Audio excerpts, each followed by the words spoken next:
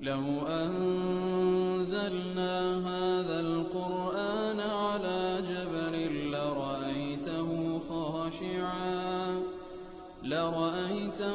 خاشعا متصدعا من خشية الله وتلك الأمثال نضربها للناس لعلهم يتفكرون. الحمد لله والصلاة والسلام على رسول الله وعلى آله وصحبه ومن والاه. السلام عليكم ورحمة الله. بەڕێزان خۆشحاڵم لەوانەی 180 سال لەوانەکەی تەفسیر قورئان پیرۆز بێم و خزمەتتان بەمەبەستی ڕەزامەندی خوای گەورە و هیوادارم ئێوەی ئازیز سوودی دۆر بگرن. أعوذ بالله من الشيطان الرجيم بسم الله الرحمن الرحيم فلما فصل طالوت بالجنود قال إن الله مبتليكم بنهر فمن شرب منه فليس مني ومن لم يطعمه فإنه مني إلا من اغترف غرفة بيده فشربوا منه إلا قليلا منهم فلما جاوزه هو والذين آمنوا معه قالوا لا طاقة لنا اليوم بجالوت وجنوده قال الذين يظنون أنهم ملاقوا الله كم من فئة قليلة غلبت فئة كثيرة بإذن الله والله مع الصابرين. بەڵێ خۆشەویستان، لە دوای ئەوەی کەوە بەخۆیان داوایان کردبوو قائید و سەرکردێکیان لە بۆ تەحدید بکرێ، ئیتر پێغەمبەرەکەشیان عەلەیهی سەڵات وسەلام داوا لە خوای گەورە دەکا، خوای گەورەش بە وەحی لە بۆ پێغەمبەرەکەیان عەلەیهی سەڵات وسەلام تاالوت دەست نیشان دەکا کە بە بەنی ئیسرائیل ڕابگەینی لە دوای ئەوەی ئەوان مناقەشە دەکەن پێغەمبەرەکەیان عەلەیهی سەڵات وسەلام دوایان ڕوون دەکاتەوە و هەروە وەکو ئایەت و بەڵگەیەکیان لە بۆ دێکەوە تاالوت لەلایەن خوای گەورەوە دەست نیشان کرا بەو تابوتێ وەکو لە ئایەتی ڕابردوو بەو سندوقەی کە ئەو شتانی تێدا بوو کە ئال موسا و ئال هاڕون واتە وەکو پاشماوەی ئەو دوو پێغەمبەرە بەڕێزەی تێدا بوو، وەکو گوتمان بە دار عەسایەکەی موسا بوو عەلەیهی سەڵات وەسەلام و هەروەها وردەی ئەو ئەلواحەی کەوا تەوراتی لێ نووسرا بوو، شمەچی موسا بوو عەلەیهی سەڵات وەسەلام. بەڵام کە لەوێن دەفەرمی ئال وەکو هەندێک لە زانایان دەفەرمون کە هەر با بڵێن میراتی موسا و هاڕون بوو، بەڵام لێ دەفەرمی ئال موسا و ئال هاڕون لەبەرەوەی وەکو تەفخیمە کەواتە هەر یەک لەوانە وەکو ئالێک وابوون. کوو خوای گەورە بەنسبەت ئیبراهیم دەفەرمی ئینە ئیبراهیم کانە ئومەتەن قانیتەن لله، کەواتە کە دەفەرمی ئال موسا و ئال هاڕون لەوێن دەرێش تاوکو تێمان بگەین وەکو تەفخیم و شەئنی ئەوان گەورەیە، هەر یەک لەوان وەکو ئالێکە، وەکو عشیرەتێکە، وەکو کۆمەڵێک لە خەڵکیە. هەندێکش دەفەرمون ئال موسا ئال هاڕون ئەوەی کەوا نەکەر میراتی ئەوان بەڵکو میرات پێغەمبەرانی دوای ئەوانیش تێدا بوو، ئەو دوو ڕەئیە هەیە. ئیتر لە دوای ئەوەی کەوا بە چاوی خۆیان دیتان ئەو سندوقە کەوا ئەو شتانی تێدایە مەلایکەت دەین و لە بەردەستی تاالوتی دادەنێ بە چاوی خۆیان دەبین وەکو لە قەولەکەی ئیبن عەباس زارێدی باسمان کرد. ئەوجا ئیتر بەگەری دەکەون، کە بەگەری دەکەون فەلەما فەصل طالوت بالجنود، کاتێکەوە تاالوت بەخۆ بەوانەی کەوا جوندی ئەون بەڕێ دەکەون، فەسەلا واتە لەو جێگایی کەوا لێیبوون دەرچوون فەسلیان کرد لەو جێگایە و دەرچوون بەرەو ئەوەی کەوا ڕوبەڕووی جالوت ببنەوە. قال إن الله مبتليكم بنهر. تاالوت پێیان دەفەرمی وەکو قائیدێکی محەنەک، قائیدێک خاوەن تەجروبە، پێش ئەوەی ڕوبەڕووی جالوت ببنەوە پێیان دەفەرمی تاقییان دەکات و دەفەرمی خوای گەورە ئەنگۆی تاقیر کردیتەوە بە ڕووبارێک. فمن شرب منه فليس مني، هەر کەسێک لەو ڕووبارە بخواتەوە ئەوە لە من نییە. ومن لم يطعمه فإنه مني، هەر کەسێکیش لێی نەخواتەوە تامی نەکە ئەوە لە منە، ئیلا مەگەر کەسێک من اغترف غرفة بيدي، مەگەر یەک چەنگە ئاو بخواتەوە ئەوە ڕێگای پێدرا، ئەگەر نا ئەوەی بیخواتەوە لە من نییە. فشربوا منه إلا قليلا منه، بەڵام هەمویان لێیان خواردن تەنها کەمێک نەبی. فلما جاوزه هو والذين آمنوا معه، ئیتر کاتێکەوە لە ڕووبارەکە پەڕینەوە ئەوانەی کەوا بەخۆی بەوانەی کە ئیمانیان ناوانکە کە گەڕانەوە قالوا لا طاقة لنا اليوم بجالوت وجنوده، ئیتر کە ڕووبەڕووی جالوت بوونەوە ئەو جاگوتیان بەڕاستی ئەوڕۆ ئێمە ئەو تاقەیەمان نییە، ئەو توانایەمان نییە کەوا ڕووبەڕووی جالوت و جنودەکانی ببینەوە. قال الذين يظنون أنهم ملاقوا الله، بەڵام ئەوانەی کەوا یەقینیان وابوو کە دەگەنەوە خزمەت الله سبحانه وتعالى چیان گۆ كم من فئة قليلة غلبت فئة كثيرة بإذن الله. چەندین جار في ئەو تاقمێکی کەم زاڵ دەبی بەسەر تاقمێکی زۆر بإذن الله سبحانه وتعالى والله مع الصابرين. الله لەگەڵ کەسانێکی ئارامگرە. ئەو بە کورتی مانای ئاەتەکە. بەڵێ خۆشەویستان، ئیتر لە دوای ئەوەی کەوە تاالوت قیادەی جەیشەکە دەکاتن کە ئەوان گەیشتنە قەناعەت کە ئەوە سەرکردەیە کە خوا لە بۆ ئەوان نادێ و علامەتیشی لۆنار ئیتر فەسەلە بالجنودی وەکو وتمان واتە لەو جێگای خۆیان دەرچوون و بەڕێ کەوتن و لە جێگاکەی خۆیان جیابوونەوە.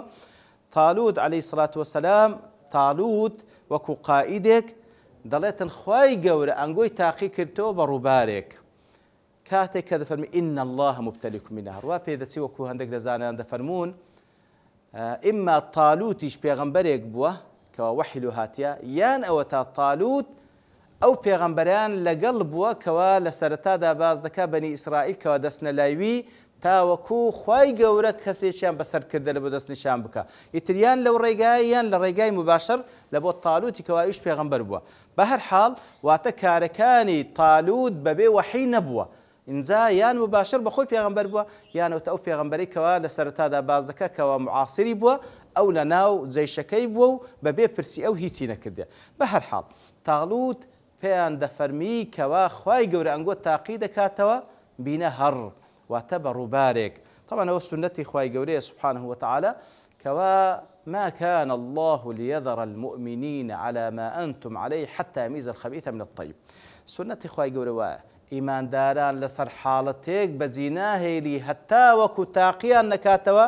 تاوەکو پاک و پیس ڕازگۆ و درۆزن لێک جیا ببنەوە. ئیماندار و منافق لێک جیا ببنەوە. سبحان الله. ئیتر بەو شێوەیە إن الله مبتليكم بنهر خوای گەورە ئەنگۆ تاقی دەکاتەوە بە ڕووبارێک ئەگەر چەندە خۆڕاگرن بەرامبەر بەو ڕووبارەی هێشتا ڕووبەڕووی دوژمن نەبووینەوە. ئەگەر خۆڕانەگرن بەرامبەر بە ڕووبارێکەوە تێنیاتی زۆرتان لۆبینی و نەتوان خۆڕا بگرن ئەدی باشە کوڕ و بەڕووی ئەو جەیشە گەورەی جالوتی دەبنەوە. فەمەن شەریبە منه ئیتر پێیان ڕادەگەینیم خوای گەورە تاقیتان دەکاتەوە بەو ڕووبارە هەر کەسێک لەو ڕووبارە بخواتەوە فەلەیسە منی ئەوە تەبەڕای لێ دەکەم هیچ لە من نییە و نابی بەگەریشم بکەوی.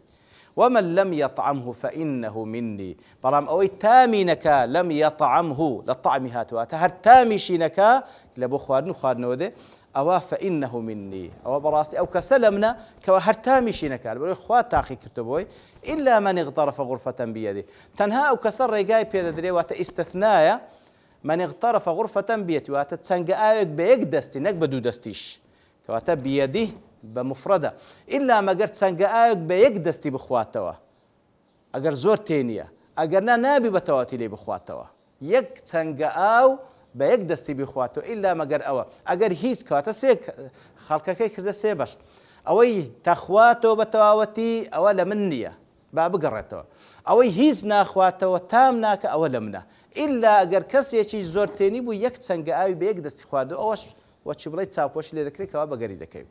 ئیتر لە نەتیجەدا وەکو ئیبن عەباس خوای گەورە لە خۆی بابی ڕازیبی کەوا ئیمام قورتوبی نەقلی کردێ دەفەرمی شەریبوا على قدر یەقینهم على قدر یەقینهم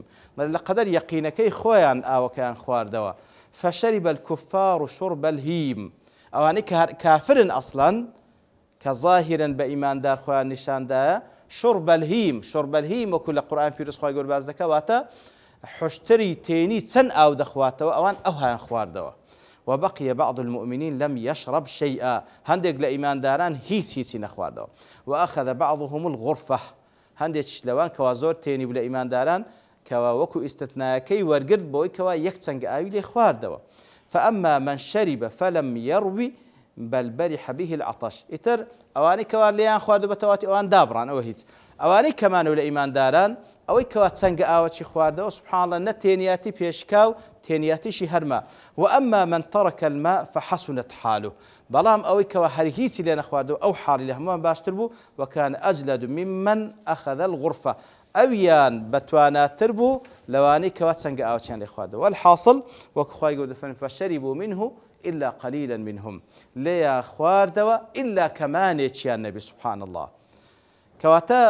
فشربوا منه إلا قليلا منهم لا سەرەتادا وەکو باس کرد تەوەلەو ئیلا قەلیلە منهم زۆربەی زۆری هەلێرەوە گەڕاوە ئیلا کەمێک ماوەکو گوتما ئەو کەمەش لە سێچ کەمترە وەکو گوتمان لەو ڕوایەتێکەوە ئیمام بوخاری نایەتوێت لە بەڕای کوڕی عازەب دەفەرمی عەدەدیان 390 کەس ماوە ئەوان کە هەمووی گەڕانەوە چەند هەزار بوون الله ئاعلم گەلێک زۆر بوونە بەڵام تەنها 300 ئەوەندە کەسە ماوە کەوا ئاوەکەی نەخواردەوە یاخود تەنها چەنگە ئاوەچی خواردەوە فشربوا منه إلى قليل فلما جاوزه هو والذين آمنوا معه يتر أوان كقرانوا يتر طالود لقل أواني كلقل إيمانه ولو 690 نفري تجاوزي ربارك ينكر وتبرين قالوا لا طاقة لنا اليوم بجالته وجنوده يكتر زور بيان أواني كوا وصبر ينقل لسر أو نخوارنا وبرينو لقل طالود بلام كزانيان عددي جيش جالوت تنزولا قوتيان لا طاقة لنا اليوم بجال توجن براستي إما أورو لو توانا دانين كوارو بروي جالوت ببينو بخوبة جنود كاني بلام لنا أوانا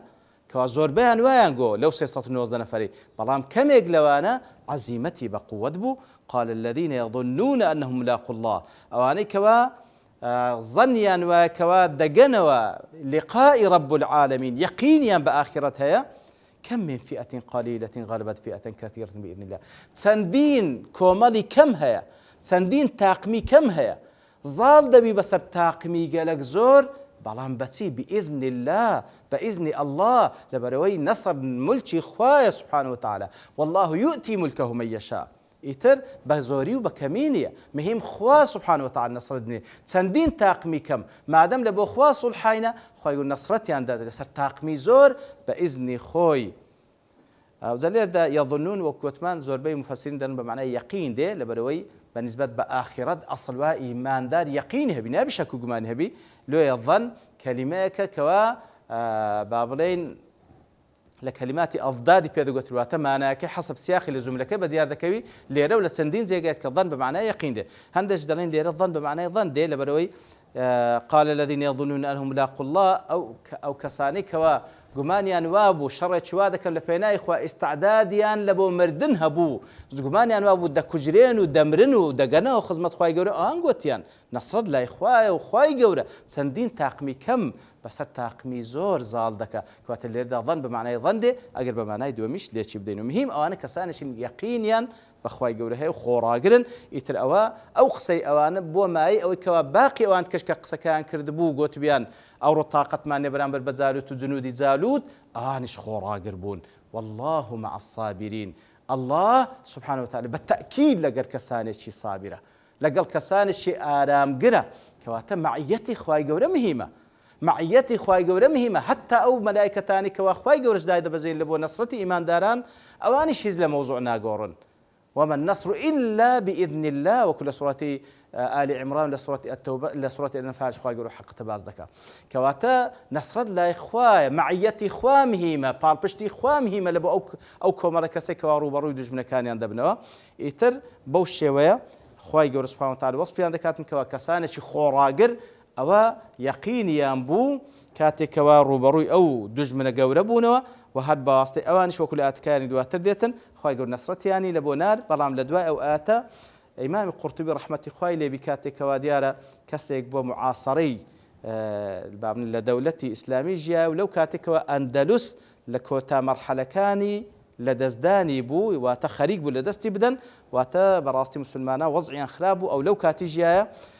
ذلكاتك أو تفسير ذكات ضلت هكذا يجب علينا أن نفعل بوشي ويبي يستئ مجواب كين لكن الأعمى مقصدي هو بوشي ويب كمعنويات من برز بيقين ما بخواي جورها بي بلين كم من فئة قليلة غلبة فئة كثيرة بإذن الله لكن الأعمال القبيحة والنيات الفاسدة بلام كردوا خرابة كانوا نية خرابة كان منعد من ذلك بلام كردوا خرابة كانوا بابرين نية فاسدة كان من أويلي منع كردين كما أو يقين من بمنه حتى انكسروا العدد الكبير منا أمام اليسير من العدو تاوەکو وای لێ هات نەکار عەدەدی ئێمە کەم بەڵکو عەدەدی زۆری ئێمە بەرامبەر بە عەدەدێکی کەمی دوژمن شکستمان هینە وەکەما شاهدناه غەیرە مەڕە چەندین جار ئەوەمان دیت وذلك بما كسبت أيدينا ئەوەش بەهۆی ئەوەی کەوا گوناهکارمان ئەنجامدا ئەو جا لە بوخاری هاتیکەوە ئەبوو دەردا دەڵێت إنما تقاتلون بأعمالكم بەڕاستی ئەنگۆ قتال لەگەڵ دوژمنەکانتان دەکەن حەسب کردەوەکانی خۆتان ئەگە صالح بی ئەوە خوای گەورە نەسرەتتاندا ئەگە خراپ بی خوای گەورە شکستان پێددا وهروە لە بوخاری کەوا پێ هل تنصرون وترزقون إلا بضعفائكم ئەنگۆ نەسرەتتان دەدرێ و وهروە ڕزقتان دەدرێ ئیلا بەهۆی ئەوەی نییەکەوە کەسانشی لاوازتان تێدا واتە بەهۆی لاوازەکانتان کاتێک کە لەخوا دەپاڕێنەوە دوعای ئەوان قبولە ئیتر خوای گەورە نەسرەتتان لێ دەنێ ڕزقتان لێ دەنێری کەواتە بەعکسی تەسەوری بەشەر وا تێدەگەیتەوە بە کەسی بە قووەت نەسرەت بەدەست دێ نا بە کەسی ضعیف بەدەست دێت ئەوان خۆیان یەکلا کردووە لە خوای گەورە و ئیتمامدان بەوان زۆر مهمە فالأعمال فاسدة وزوكو ضلي أعمال كان فاسدة والضعفاء مهملون وهروها أواني كوالاواز وبيتوانان أواني إهمال كراني والصبر قليل والصبر كما والاعتماد ضعيف اعتمادش مع سرخوا زور ضعيفة والتقوى زائلة تقوى شنية أو زاو آتانا دين توكا وأخوي اصبروا وصابروا ورابطوا واتقوا الله وعلى الله فتوكلوا إن الله مع الذين تقوا والذين محسنون ولا ينصرن الله من ينصره إذا لقيتم فئة فاثبتوا واذكروا الله كثيرا لعلكم تفلحون فهذه أسباب النصر وشروطه ئەوە ئەسبابی نەسرە سەبر گرتن ئاعتمادکردن لەسەر خوا سبحانه وتعالى خۆڕاگری و ذکری خوا دەڵێ ئەوە ئەسبابی نەسرە ئەوە شروطی نەسرە وهي معدومة عندنا لا ئێمەش نییە غير موجودة فينا فإنا لله وإنا إليه راجعون على ما أصابنا وحل بنا أو زاد إنا لله وإنا إليه راجعون لسر أو حالتي بسرمان داهاتيا يتر أوا وكوتما كلام إمام قرطبية كهشتا لجير ساي دولة إسلامي دجيا بلام أو حاليانو خوايق الرحم بحالي أمج بكاتن وصلى الله وسلم على نبينا محمد وعلى آله وصحبه أجمعين وآخر دعوانا إلى الحمد لله رب العالمين لو أنزلنا هذا القرآن على جبل لرأيته خاشعا متصدعا من خشية الله وتلك الأمثال نضربها للناس لعلهم يتفكرون